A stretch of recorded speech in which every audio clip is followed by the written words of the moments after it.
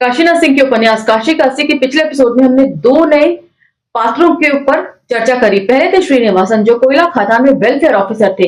ये अपने आसपास हमेशा मजदूरों की हड़तालें, जुलूसें, धरने, सभाएं देखते रहते थे, जिससे ये इंस्पायर होकर एक दिन मजदूरों के मंच पर चढ़कर जोरदार भाषण देकर आते हैं। जाहिर है मजदूरों के मंच से भाषण सरकार के फेवर में तो नहीं होगा, जिसके चलते दूसरे ही दिन इन्हें सस्पेंड कर दिया जाता है और ये अपना बोरिया बिस्तर समेटकर पहुंच जाते हैं 80 घाट, जहां से ये तिगटा नाम का सिर्फ एक पन्ने का अखबार निकालते थे, वो भी हैंड रिटन।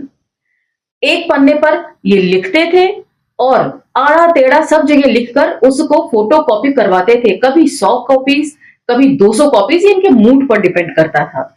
उसके बाद दूसरे जो कैरेक्टर है उनके बारे में हमने जाना, जिनका नाम था उदय पाणे। ये किसी यूनिवर्सिटी के रिटायर्ड संस्कृत प्रोफेसर के बेटे थे।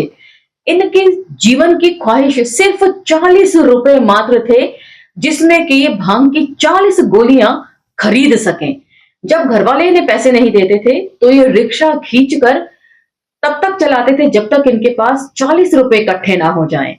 और 40 रुपए इकट्ठा होते ही वहां से सब कुछ छोड़ छाड़ के चले जाते थे 80 घाट और अपनी भांग की गोलियां खरीदकर जिंदगी का लुत्फ उठाते थे। लोग जहां गर्मा गर्म बहसों, मुद्दों पर चर्चाओं में बिजी होते थे, ये सिर्फ अपनी दुनिया में मस्त रहते थे।